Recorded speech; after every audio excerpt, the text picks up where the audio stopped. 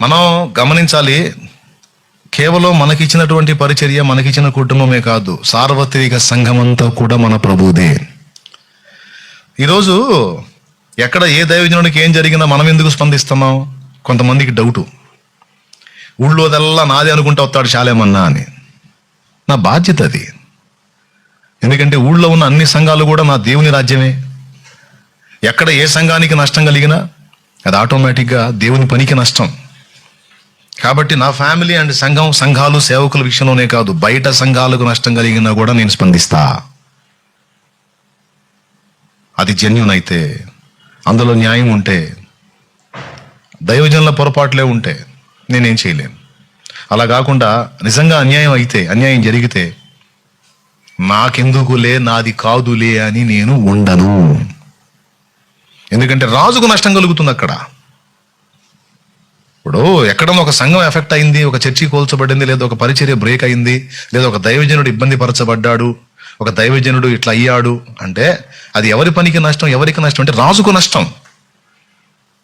కాబట్టి రాజు నాకు అప్పగించిన పని చేసుకుంటానే, రాజుకున్నటువంటి ఇతర పనుల విషయంలో కూడా నా ఇన్వాల్వ్మెంట్ ఉంటుంది. అది నా బాధ్యత. ఇది నాకు మొర్దెకాయ చూపిస్తున్నాడు. అందుకే తండ్రి సన్నిధి స్పందించాలి.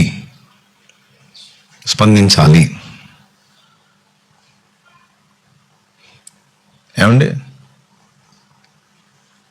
ఎస్సీలకు మతం మారినందుకు, క్రైస్తవ్యంలోకి వెళ్ళినందుకు రిజర్వేషన్ రద్దు అని సుప్రీంకోర్టు తీర్పునిస్తే మనం ఎందుకు స్పందించాలంటే మరి వాళ్ళెవరు? నేను ఒక పచ్చి నిజం చెప్పనా?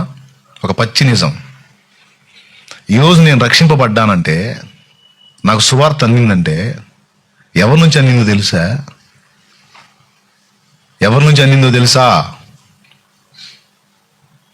ఆ బిడ్డల నుంచే అందింది.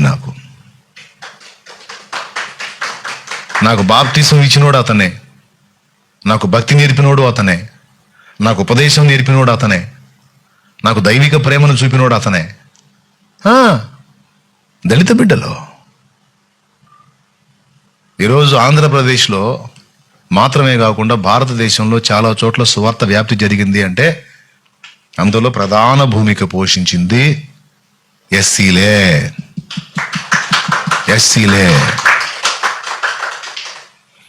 భారత రాజ్యాంగంలో ఆర్టికల్ 25 నుంచి అంతరాత్మ ప్రబోధానుసారం ఎవడికి ఇష్టం వచ్చిన మతాన్ని వాడు అవలంబించవచ్చు, ఫాలో అవ్వచ్చు అని ఆర్టికల్ 25, ఆర్టికల్ 15, ఆర్టికల్ 14 మొదలైన వాటిని మనకిచ్చింది ఒక ఎస్సీనే, డాక్టర్ బిఆర్ అంబేద్కర్. ఖచ్చితంగా వాళ్ళకి నష్టం జరిగితే అది సంఘానికి నష్టం జరిగినట్టే. దళిత బిడ్డలకు అన్యాయం జరిగితే అది సంఘానికి అన్యాయం జరిగినట్టే. దళిత బిడ్డలకి కష్టం కలిగితే అది సంఘానికి కష్టం కలిగినట్టే. దాని విషయంలో స్పందించినోడు అసలు దైవజనుడే కాదు, వాడు దేవుని సంబంధే కాదు. ఇది పచ్చి నిజం. లేకపోతే ఎవరు? సల్మాన్ అన్న ఎవరు? 2 సంవత్సరాలు ఆయన ముందు కూర్చొని నేను వాక్యం విన్నా, దళితుడే. యేసన్న ఎవరు? నాకు బాప్టిజం ఇచ్చినాడు. వాక్యాన్ని ఇలా విభజించాలి, ఇలా ధ్యానించాలని నాకు నేర్పినవాడు, ఇలాగ నాకు చెప్పిన భక్తులు చాలా వరకు అందులోంచి వచ్చిన వాళ్ళే. అంతెందుకు, ఈరోజు సంఘంలో నాకు సహకారులుగా ఉండి సేవకులైన వాళ్ళు ఎక్కువ మంది ఎవరు?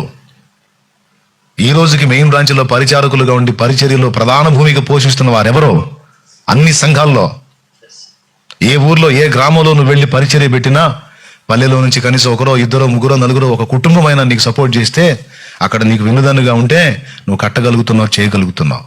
మరి ఇంత దుర్మార్గం జరుగుతుంటే దళితుల మీద, ఎస్సీల మీద దైవజనుడుగా నువ్వు నేను స్పందించకపోతే మనకంటే కృతజ్ఞతాహీనులు, దౌర్భాగ్యం కూడా ఉంటారా?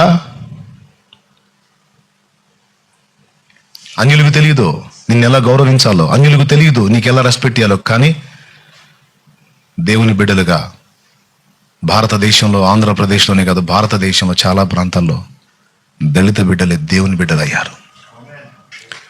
వాళ్ళకు తెలుసు దైవజనుడు అంటే. నేను దైవజనుడిని అనుకుంటా నువ్వు పోతే రాయా కూర్చో దైవజనుడు అని కూర్చోబెట్టి నీకంత నీళ్ళు ఇచ్చి, టీ ఇచ్చి, ఒక దైవజనుడిగా నిన్ను రెస్పెక్ట్ చేసి, నిన్ను గౌరవించి, సన్మానించి, దేవుని బట్టి నీకు ప్రేమ చూపేది దళిత బిడ్డలే. ఇప్పుడు ఈరోజు వాళ్ళ విషయంలో అంత అన్యాయం జరుగుతుంటే, ఎక్కడో ఎప్పుడో 1950లో అప్పటి రాష్ట్రపతి గారు జారీ చేసిన ఒక ఆర్డినెన్స్ ఏమండి, దాని గురించి ఏమి రాసింది ఆర్టికల్లో, రాజ్యాంగంలో ఏమి రాసిందో తెలుసా? రాష్ట్రపతి నుంచి ఒక ఆర్డినెన్స్ జారీ అయిన తర్వాత పార్లమెంటు ప్రారంభం అయిన దగ్గర నుండి ఒక 6 వారాల పాటు మాత్రమే దాని విలువ ఉంటుంది. పార్లమెంటు ప్రారంభమైన, అంటే ఆ సభలు ప్రారంభమైన 6 వారాల పాటే దాని విలువ ఉంటుంది.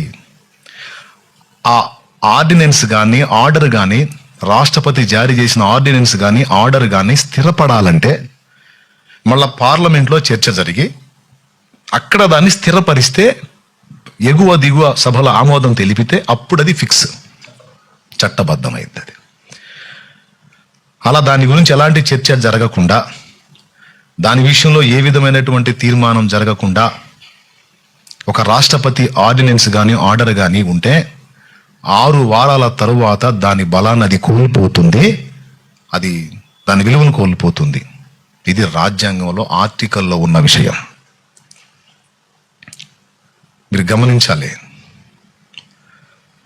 ఏ ఆర్టికల్లో ఉంది కూడా రిఫరెన్స్ పెడతాను నేను, ఇలా దాని బలాన్ని కోల్పోతుందని.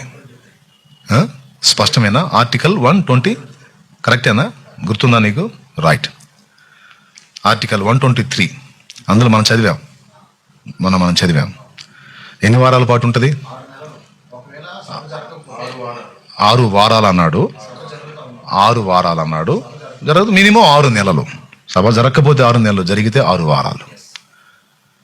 ఆర్టికల్ 123 1950లో ఆయన చేసినటువంటి ఆర్డినెన్స్ లేదా ఆర్డరు అప్పుడే అయిపోయింది దాని లైఫ్. లేదు మేము దాన్ని రన్నింగ్లో పెట్టామంటే దాని మీద చర్చ ఏ సంవత్సరంలో జరిగింది, ఏ నెలలో జరిగింది, మరి దాని ప్రకారం ఇప్పుడు ఉదాహరణకి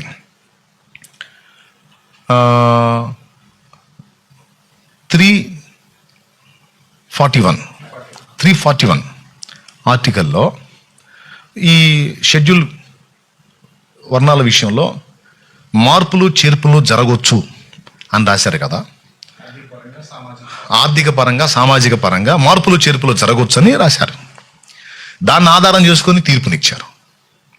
మరి ఇప్పుడు దాన్ని, అంటే ఒక మతంలో నుంచి ఒక షెడ్యూల్ క్యాస్ట్కి సంబంధించినటువంటి వ్యక్తి ఒక మతంలో నుంచి ఇంకొక మతంలోనికి మార్పు చెందితే అతనికి ఇచ్చినటువంటి ఆ ప్రత్యేక రిజర్వేషన్లన్నీ కూడా రద్దయిపోతాయి, హక్కులన్నీ కోల్పోతాడు అని అందులో మెన్షన్ చేయలేదు. అందులో చేసింది ఏంటంటే ఆర్థిక స్థితిగతులు, కొన్ని కారణాలను బట్టి మార్పు చేర్పులు అన్నాడు.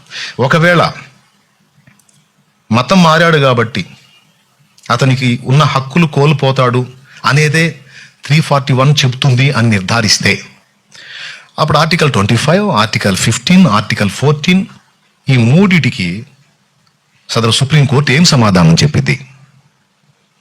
అప్పుడు రాజ్యాంగంలోంచి వీటిని సవరణ చేయాలి, లేదా ఈ మూడింటిని ఆధారం చేసుకుని ఆర్టికల్ 341 అన్న సవరణ చేయాలి.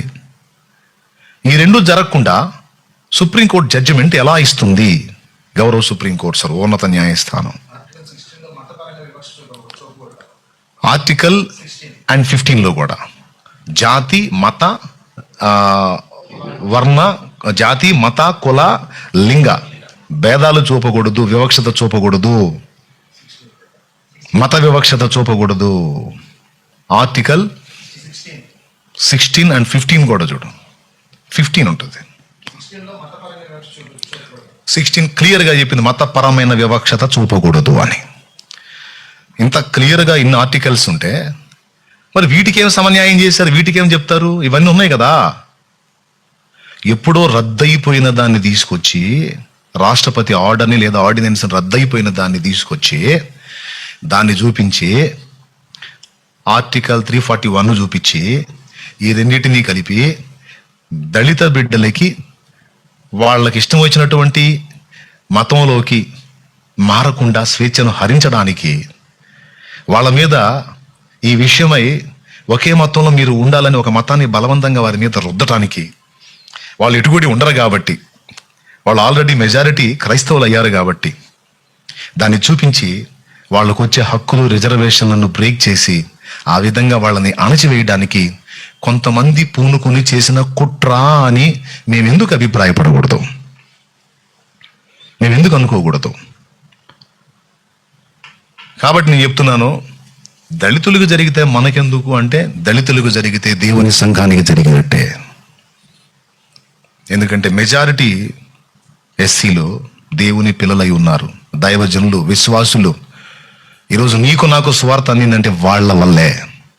ఈరోజు చప్పట్లు కొడతా పాటలు పాడుతున్నామంటే వాళ్ళు రాసినయే. ప్రార్థన నేర్చుకొని ప్రార్థన చేస్తున్నామంటే ఆ ప్రార్థన కూడా నీకు వాళ్ళు నేర్పిందే. యేసు ప్రభు నిజమైన దేవుడని నీ దాకా సువార్త వచ్చిందంటే ఆ సువార్త కూడా వాళ్ళు నీకు మోసుకొచ్చిందే. ఈ రోజున్న దైవ జనాంగంలో మెజారిటీ దైవ జనాంగం దళిత బిడ్డలే ఉన్నారు. పచ్చి నిజాలి. నేను బాగున్నాను, నా సంఘం బాగుంది, మంచిది సోదరా, మంచిది. నువ్వు బాగున్నావు, నీ సంఘం బాగుంది. మరి మరి సార్వత్రిక సంఘం, దేశవ్యాప్తంగా ఉన్న సంఘం, అందులో మెజారిటీ భూమిక పోషించినటువంటి దళిత బిడ్డలు, నువ్వు బయట సువార్త చెబుతా ఆర్టికల్ 25 ప్రకారం అని ప్రకటించుకునే హక్కు ఉందండి అని వాదిస్తున్నావు. అది రాసినోడు ఎవరు? వాళ్ళకి జరిగితే నాకెందుక అవసరం? అది ఎందుకు వాటి కోసం పోరాడుతున్నావు? ఎందుకు వాటి కోసం ఇప్పుడు ప్రశ్నిస్తున్నావు అంటే, అదేదో రిజర్వేషన్లు ఉంటాయి, లేకపోతే ఏదో అవుద్ది, అన్ని తినేద్దాం, అన్ని పొందేద్దాం, అన్ని అనుభవిద్దాం అని కాదు. రాకడ వస్తుంది, అది కాదు. ఫస్ట్ దీన్ని తెర మీదకి తెచ్చి తర్వాత చిన్నగా యాంటీ కన్వర్షన్ బిల్లు లైన్లోకి తీసుకొచ్చి టోటల్గా భారతదేశ వ్యాప్తంగా క్రైస్తవ్యం యొక్క మనుగడను అడ్డగించడానికి అతిపెద్ద కుట్ర ఇది. అసలు విషయం అది. మొదటి అడుగు వేశారనమాట. అర్థమైందా? యేసు ప్రభువును నమ్ముకుంటే ఎస్సీలకు రిజర్వేషన్ రద్దు అనేది మొదటి అడుగు. దీని విషయంలో స్పందనలు ఎలా ఉంటాయో చూసి ఇప్పటికే 13 రాష్ట్రాలలో, భారతదేశంలోని 13 రాష్ట్రాలలో 1960 దగ్గర నుంచి 65 దగ్గర నుంచి 1967 దగ్గర నుంచి పోరాటం చేస్తున్నారు. ఏమని? మత నిరోధక బిల్లు తీసుకొని రావాలని. ఏమండి, ఉత్తర భారతదేశంలో చాలా రాష్ట్రాలు అండ్ కర్ణాటక, ఇలా కొన్ని రాష్ట్రాలు, దాదాపు 13 రాష్ట్రాలు. నేను చెప్పింది మీకు నెట్లో దొరికింది, చూడండి. 13 రాష్ట్రాలలో యాంటీ కన్వర్షన్ బిల్లును లైన్లో పెట్టి దాన్ని అమలు చేసి యేసు ప్రభులోకి అనేకులు మారకుండా అడ్డగించడానికి ఒక భారీ ఎత్తు కుట్ర జరిగి అది సరిగా అమలు కానట్టుంది. ఇప్పుడు ఈ పెద్ద అడుగు వేశారు. దీని విషయంలో ఎవడు స్పందించకుండా, దీని విషయంలో ఎవడు పోరాటం చేయకుండా, దీని విషయంలో ఎవరు తమ గళం వినిపించకుండా సద్దుమణిగితే చిన్నగా దాన్ని కూడా లైన్లో పెట్టి దేవుని పనిని, పరిచర్యను అడ్డగించడానికి ఇది భారీ ఎత్తు కుట్ర, మతోన్మాద కుట్ర ఇది. యాంటీ కన్వర్షన్ బిల్లు వస్తే ఏమైందన్నా, మత నిరోధక బిల్లు వస్తే ఏమైందన్నా అంటే, ఒకడు బాప్తిస్మం పొందాలంటే ముందు కలెక్టర్కి పెట్టుకోవాలి అర్జీ. కలెక్టర్ ఆమోదం నిలపాల. అలా వితౌట్ పర్మిషన్ నువ్వు బాప్తిస్మం ఇస్తే 7 సంవత్సరాల జైలు, దాదాపు 5 లక్షల వరకు జరిమానా. ఇంచుమించు 7 నుంచి 10 సంవత్సరాల వరకు శిక్ష. చూసారా? ఇప్పుడు చెప్పండి, మొదటి అడుగు వాళ్ళు సక్సెస్ అయితే రెండో పెద్ద అడుగు వేయడానికి, ఎందుకంటే నాకు తెలిసిన అంచనా ప్రకారం ఇంకా 3 ఏళ్లలో ఈ మతతత్వ పార్టీకి కాలం చెల్లే అవకాశం ఉంది. ఇంకొక 3 ఏళ్లలో దేవుడి చిత్తం అయితే, దేవుడి కృప అయితే ఈ మతోన్మాద పార్టీలకు కాలం చెల్లే అవకాశం ఉంది. అందుకని ఈ 3 ఏళ్లలోనే చేయాల్సిన దుర్మార్గం అంతా చేద్దామని ఇంత సాహసోపేతమైన అడుగు ఇంత స్పీడ్గా వేశారు. ఇది దయచేసి అందరూ గుర్తించి కొంచెం చురుకుగా దీని విషయంలో సేవకులైన వాళ్ళందరూ కూడా స్పందించాలి. అవసరమైతే వీటిని గూర్చి తెలుసుకొని, అడిగి క్లియర్గా తెలుసుకొని తమ వంతు గళాలు వినిపించాలి. అవసరమైతే దీని విషయంలో వీడియోస్ మాట్లాడి పోస్ట్ చేయాలి. ఏబ్బా వింటున్నారా? మాకెందుకులే ఇవన్నీ, మాకెందుకు వచ్చిన గొడవలు అని సర్దుకుంటారా పిరికి పందల్లాగా, దద్దమ్మల్లాగా? ప్రతి ఒక్కడూ ఈ విషయంలో స్పందించాలి. ప్రశ్నించడం తప్పు కాదు, ఇంక వేరే తప్పులు చేయకూడదు. బాధను వ్యక్తం చేయటం, ప్రశ్నించటం, పర్ఫెక్ట్గా రెఫరెన్సెస్ చూయించి మాట్లాడటం ఎంత మాత్రం తప్పు కాదు. ఆ హక్కు మనకుంది. భావ ప్రకటన స్వేచ్ఛ మనకుంది. సుప్రీంకోర్టు అయితే ప్రజల మొత్తానికి సుప్రీం కాదు, భారతదేశంలో ప్రజలే సుప్రీం. ప్రజల కోసం సుప్రీంకోర్టు ఉంది, ప్రజల కోసం హైకోర్టు ఉంది, ప్రజల కోసం ప్రధాని ఉన్నాడు, ప్రజల కోసం ముఖ్యమంత్రి ఉన్నాడు, రాష్ట్రపతి కూడా ప్రజల కోసం ఉన్నారు తప్పించి ప్రజలు వారి కోసం లేరు. ఇది గుర్తించాలి. మాట్లాడి ప్రశ్నించే హక్కు మనకి న్యాయంగా ఉంది, రాజ్యాంగం కల్పించింది, మనం అడగొచ్చు. కాబట్టి ఏదో 4 రోజులు అట్లా మురిగేసి సర్దుకుంటే పెద్ద నష్టం భవిష్యత్తులో జరగబోతుంది. కాబట్టి దీన్ని ప్రశ్నించటం, దీని గురించి మనం స్పందించడం అనేది ఆపకూడదు. మాట్లాడాలి.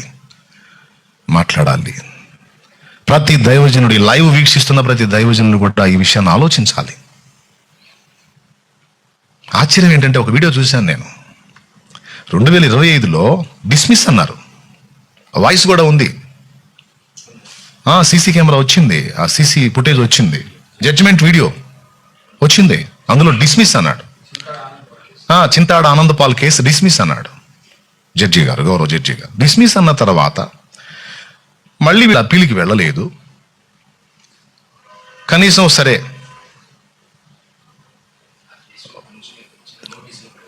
కేసు బెంచ్ మీదకి వచ్చినప్పుడు న్యాయవాది ఎవరైతే వీళ్ళ తరపున చింతాడ ఆనంద్ పాల్ తరపున వాదించారో అతనికి, చింతాడ ఆనంద్ పాల్కి నోటీసులు వెళ్ళాలి. ఇదిగో నీ విషయం మళ్ళీ తెర మీదకి వచ్చిందిరా బాబు, మేము జడ్జిమెంట్ ఇవ్వబోతున్నాం రానాయన. మళ్ళీ క్రిమినల్ కేసు అప్పీల్ వచ్చింది 2026లో. అప్పీల్ చేయలే వీళ్ళు, ఆయన వచ్చింది. క్లియర్గా అర్థమవుతుంది ఇదేదో ఇంటెన్షన్తో చేశారు, దీని వెనక ఎవరి హస్తమో ఉంది. అదే కదా, ఒకసారి డిస్మిస్ అని నువ్వే అంటివి, అది ఎప్పుడు తెర మీదకి తీసుకున్నారు, దానికోసం వీళ్ళు ఎప్పుడు అప్పీల్ చేశారు, తీర్పు ఎలా ఇచ్చారు. కాబట్టి చాలా అనుమానాలు క్లియర్గా ఉన్నాయి, పొరపాట్లు, న్యాయ వ్యవస్థ పొరపాట్లు ఉన్నాయి. పొరపాట్లు పడకుండా ఉండడానికి న్యాయమూర్తులేని దేవుడు కాదుగా, మనుషులేగా. కాబట్టి సుప్రీం తీర్పులు వెనక్కి తీసుకునే కొన్ని ఉన్నాయి చరిత్రలో.